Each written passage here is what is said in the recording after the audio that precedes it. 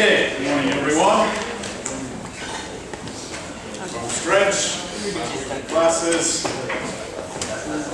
So, a couple of quick things. First off, any of you who submitted midterm 2 regrades over here, I have re-posted the score distribution and approximate letter grades on CourseWorks. So take a look at those.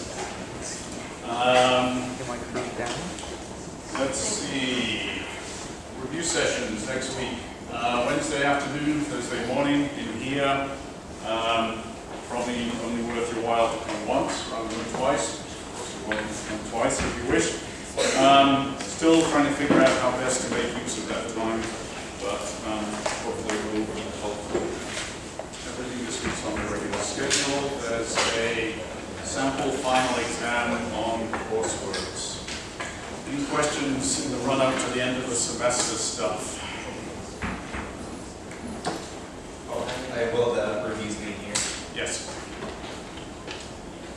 Okay, so big reveal this week. Namely, having spent 10 weeks roughly on exploring electricity and magnetism, largely as distinct phenomena, distinct behaviors, you've started to see a number of hints that are very much closely related, obviously most recently in the past couple of weeks, and today we're going to try and pull those various threads together in a way that is kind of remarkable, but actually shows us that electricity and magnetism are really the same thing, and the only thing that distinguishes them is what our reference frame is. And so when you hear reference frame, it's probably a while since you've really heard that phrase, but for those of you who did 1601 in the fall, you'll remember at the end of the fall semester, reference frame was a key aspect of the theory of special relativity. And indeed, as we end up this week with our synthesis of electricity and magnetism, it turns out that they're very much related to special relativity, and the only thing that really differs between electrical phenomena and magnetic phenomena is the frame of reference in which we're observing things. So we're not going to talk much about the special relativistic input to electromagnetism.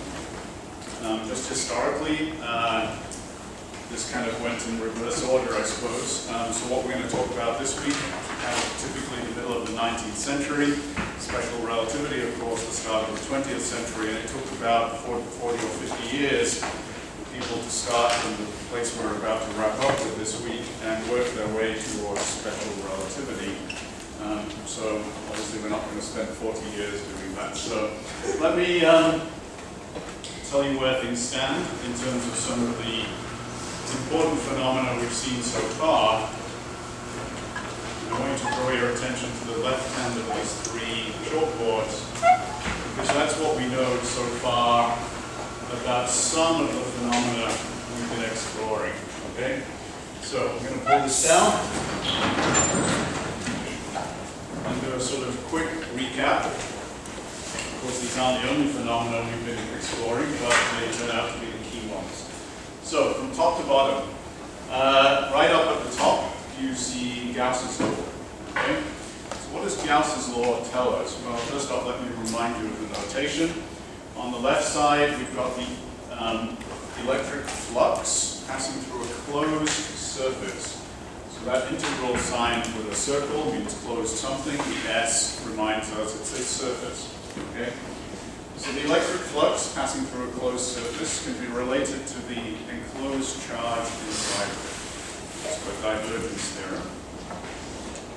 Not much more to say about that. We have kind of set aside possible complications with charges in materials, in matter, and we're going to continue setting that aside for the rest of this week. There are interesting effects, but let's imagine we are in vacuum in terms of materials, but we have some free charges. So there's Gauss's law for, let me say, electric fields. Next one down, incomplete intentionally. So obviously the left-hand side looks completely similar to the left-hand side of our Gauss's law for electric fields. But instead of the electric flux, we're talking about the magnetic flux. Okay? Otherwise the same. Now what we've learned, more or less based on observation of the natural world around us, is that there's an important difference in what is now going to be called Gauss's law for magnetism. Namely, that as far as we can tell in our universe, we never have isolated magnetic poles. Unlike the fact that we have isolated positive charges or negative charges, we can easily separate them. That seems not to be the case with magnetic poles, so-called magnetic monopoles. A single north pole or a single south pole, never observed in our universe. So in this sense, there's kind of an important difference here. And you've already told me the answer to this once in passing a week or so ago, but now we're going to bring it back and make it much more prominent. It doesn't sound like a particularly exciting result, but it turns out kind of is important when we're folding all these things together. Okay? So now Gauss's law for magnetism apparently is that the magnetic flux in some volume enclosed by a surface is always zero. And basically that's what it's telling us is that magnetic poles always come together. North and south poles are always together. Okay? So again, it seems like a not very exciting null result, but in more advanced electromagnetism, it's actually quite important. So those are two Gauss's laws, two divergence theorems, if you will. And then in the lower half of this are two equations which we've been working on more recently. And let me again mention something important in terms of mathematics now. So the first two, divergences, kind of flow through a surface, through a closed volume surface. These things, as we've now learned, I guess we started off here chronologically. So these tell us about a sort of line integral of some quantity, either electrical or magnetic fields, in the sense that these things are wrapping around something else. Okay, what do I mean by that? Well, let's go back to this one as the starting point. Remember what we had introduced here is the idea that for charges moving in a certain direction, current, what we care about is the loop integral or path integral of magnetic fields that are wrapping around that current direction. Okay? And if you think about this more sort of purely mathematically, maybe more than physics, this is what we would call a kind of curl. Okay? It's the extent to which something is wrapping around a line. Okay? So let me maybe start off with this one and then come back to this. This is chronological. So what this tells us is that we can say something about the curl or loop integral of magnetic field around a current. Okay? And if we integrate it around a certain loop, it is proportional to the net enclosed current. So fine. This is going to turn out to be a source of some ambiguity, which we're about to spend some time looking at. This, it turns out, is not the complete story. Okay? And in fact, in some sense, recognition that this is not the complete story and something else needs to be added here is the one key ingredient that's missing to give us a really good unification of all these phenomena. So that's the last one. Let me come back again in terms of chronology, in terms of how we went through things this semester. This looks a little bit complicated. So let's pull it apart. This is, of course, Faraday-Lenz law. And let me start on the right side in this case. So what we learned, kind of a little bit, sort of pulling this together sort of backwards a little bit, is that if we have a changing magnetic flux, there's our flux again, we have a changing magnetic flux is an explicit time-dependent behavior. What we should expect is that it induces an electromotive force. That's where we started out with Faraday-Lenz law. Okay? Let me just remind you that this looks basically like this, but this is no longer necessarily a closed loop, and in fact, in general, it isn't, okay? This reappears. And then the thing that we kind of threw in after the fact is the consideration that we could re-express the induced electromotive force as being, in fact, a path or loop integral now of the electric field around some closed loop, okay? Now, we haven't made a tremendous amount of use of this aspect of things. If you went on to do more electromagnetism, you certainly would, okay? So, okay, what are we seeing here? Big picture stuff. Two at the top, which are basically divergence theorem expressions, similar in some ways, but obviously different in some other important ways. Down here, it's a little bit more of a stretch to see the similarities, but they're starting to appear. Namely, on the left-hand side now, we have two things that look like loop integrals around closed loops of the electric field or the magnetic field, respectively. And on the right-hand side, we're really not seeing anything that shows any obvious similarity. But let me draw your attention to this, and then we're going to focus on the fact that something is indeed missing here. This involves time dependence in the magnetic flux. And one way that we can achieve that is simply by having a varying magnetic field. Okay? So let me say this in words. Now, in one particular setup of this, a changing magnetic field induces the electric field. Okay? Changing magnetic field induces an electric field. So given that I'm emphasizing similarities here, and this is the sort of line of thought that James Clerk Maxwell famously followed in the mid-19th century, if we want to sort of see a clearer symmetry here, we might ask the question, and of course answer the question, is there something here that's analogous, where if I have a changing electric field, I induce a magnetic field? The answer is yes. And if that's so, think about the logical corollary. I change one, I induce the other. And if that one's changing, I induce the original one. So we've set up at least the possibility of a sort of cause and effect logical loop, where by changing one changes the other, which changes the original in some sort of consistent way. So this is what we're going to spend the first half of this morning on, trying to figure out what that term looks like. And then we're going to complete Maxwell's equations over on this side. You can see it's pretty much identical, and we're going to add a term at the bottom right there. All right. So, here's the problem. This is exactly a kind of reproduction of the circumstance that Maxwell came up with as being possibly ambiguous. And one of you asked a relevant question about this maybe 3 weeks ago when we were talking about Ampere's law. And I kind of answered it in maybe a slightly cryptic way and said, just wait for a little while and we'll see what we can learn about it. And what the question was that had a cryptic answer was the following. And it's asking and answering the question, what is the surface that I'm using when I'm trying to figure out the magnetic flux, not magnetic flux, the magnetic field around this loop, okay?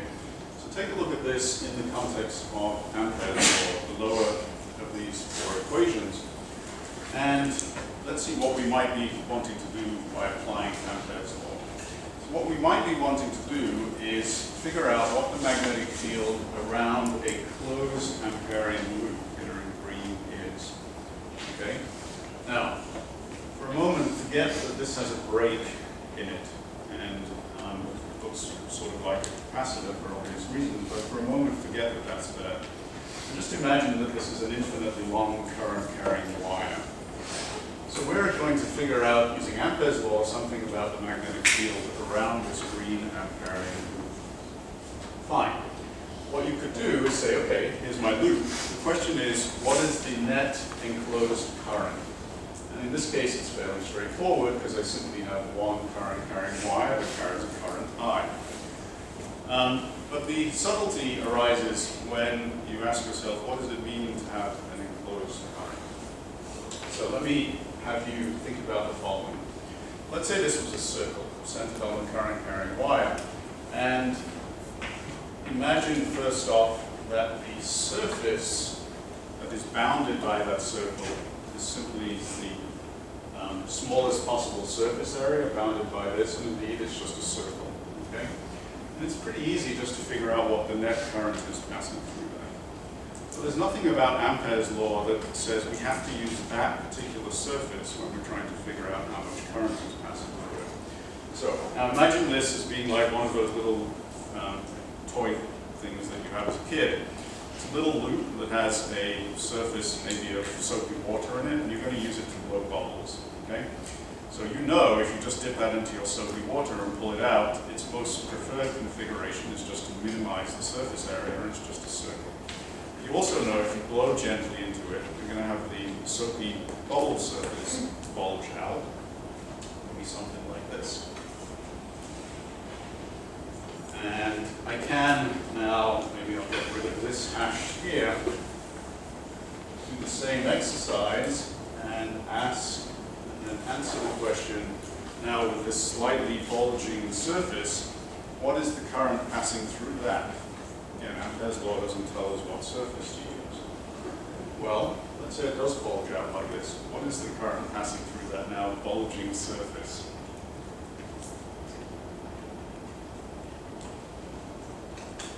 It's not a trick question. It's as simple as you think it is. Elizabeth, it's just I, right? I mean, this is an infinite line of current, so it doesn't matter, in fact, what shape my surface is. I can make it a lot bigger. Imagine this is in here for a moment. It's still true if I have continuous current, but it's the same current I passing through that surface. Okay, so in this sense, it seems like a kind of uninteresting exercise. But the issue arises when, in fact, I don't have continuous currents, and maybe I have a setup where there's a break in the current. So that's why I've already drawn here this schematic of a capacitor, because that's exactly what a capacitor is, right? Think about what we were doing way back when we first charged capacitors. We had some EMF source out here, it's driving current. We end up putting positive charge on here, and let's say negative charge on here. And in principle, if this is part of a circuit, we've still got current flowing here while I charge this capacitor. But now, I could imagine taking my same circular loop that's wrapping around this current below here.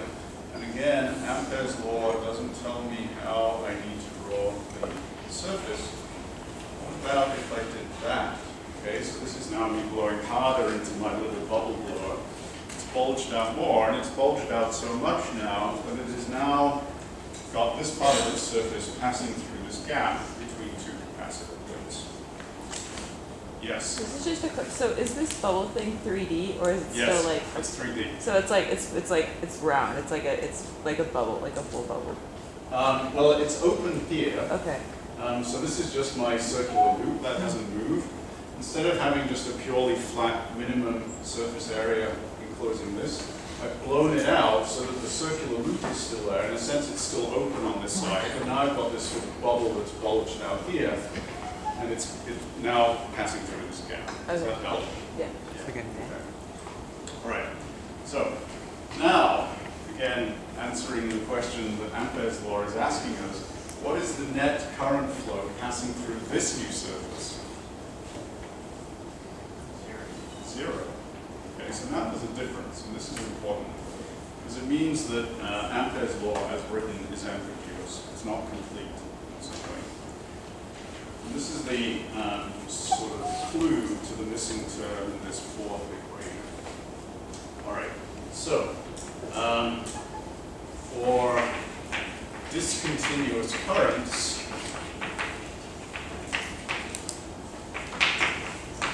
the surface matters. All right, so let's now take this exact thought experiment and see what we can learn about this going back to some other stuff we know about capacitors. So let's say I'm charging this thing up by driving a current here. It's kind of in the mode of sort of review already. What happens in the gap between these capacitor plates? And I'm charging this up. Let's say it's a parallel plate capacitor. Simplest geometry we work with.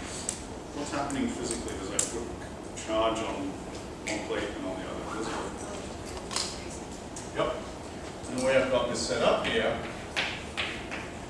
again, to good approximation, is establishing a uniform electric field from left to right. Now, okay, let's ask the question, what is the flux associated with now this parallel plate capacitor? And again, we're doing some simplifications. We're saying the edge effects can be ignored. There's really no electric field there. There's no electric flux. So we're simply looking at the electric field in the middle and figuring out what the associated flux is. Okay. So here's a slightly special representation of the electric flux expression, special in the sense that I've already embedded the integral and the scalar product. Well, let's get back to our assumptions for the parallel plate capacitor. First off, the electric field should always be parallel to the area vector, so the scalar product is 1 everywhere. We use that quite a bit. And then if I integrate over the entire area, again ignoring edge effects, I'm just going to say the entire area is A. These things have an area A. I'll write that up here just to be clear. These things have plate area A. You may also remember, this came from Gauss's law, at least one way of doing it came from Gauss's law, that for a parallel plate capacitor, the electric field between the plates is pretty simple. It's just proportional to the charge and the cross-sectional area here. Okay? So, take the electric field, multiply it by the area, and apparently the electric flux passing through these capacitor plates, between the capacitor plates, is just Q over epsilon. Take this, whoops, try and do this right.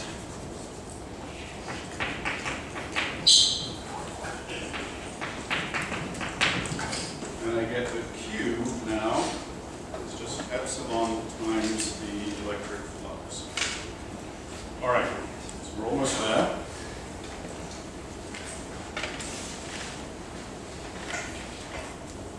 I'm going to take that expression and simply differentiate it with respect to time. So take this, differentiate it with respect to time. Epsilon is constant.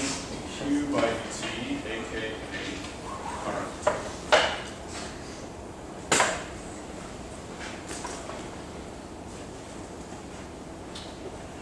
So what this tells us is that the flux, or the time-dependent flux, d phi by dt, times epsilon, in a sense, looks rather like a current. It has the same dimensions as a current. So this thing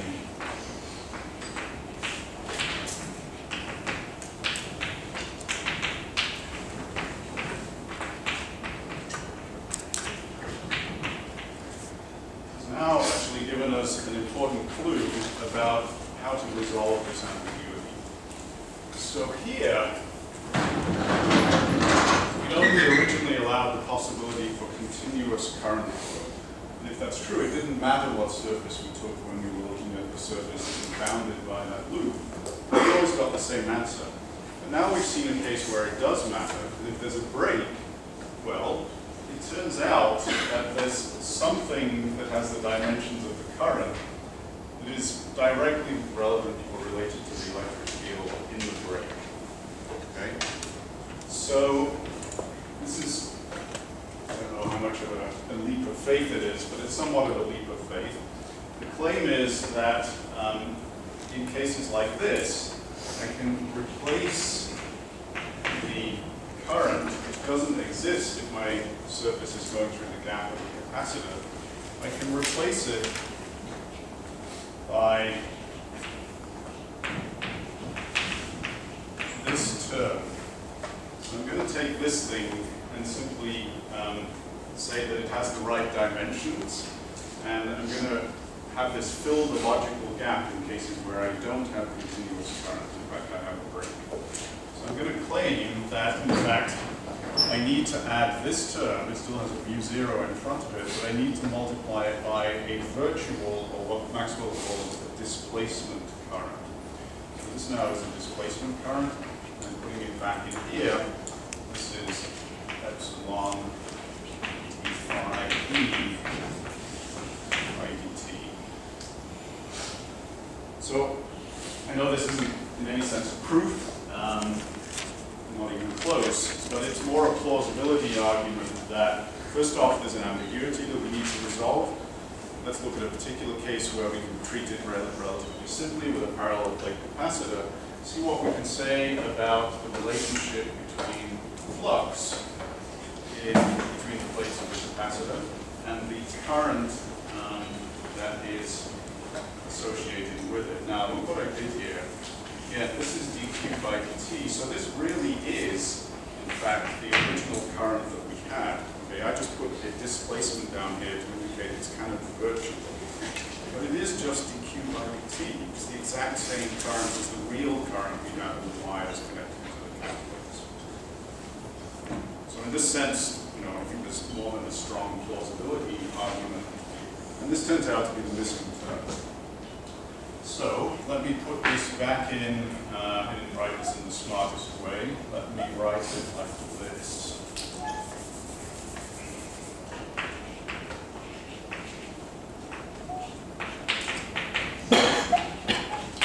Let me try and make the connection with this a little clearer. So now I've got mu naught. One possible term is the original one that we had. So that stays. Okay, this is important, so let me just try and clear this up as best I can. So there's the original one, but now I'm adding a possible term, and we have a break in the current flow. It looks like this. So now it's epsilon d by dt of E dot dA. Okay, not the best use of chalkboard real estate. Take a look at the way that I've written it now.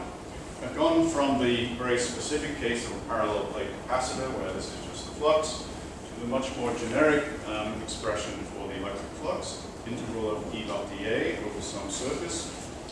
And there's the time derivative, d by dt, the epsilon out front, and all of this now gets multiplied by mu0. Yes? I think you spelled the difference between I displacement and just I. Yep. Can you explain? Because you said it's the same value. So Yeah, okay, let me write this in a different order.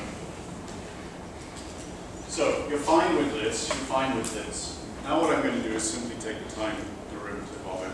And I get this. This is just I. So it's the real current that's flowing in our circuit as we charge the capacitor plates. So, in this sense, it is, because of this, it is the current, the real current. But it seems to be, in this case,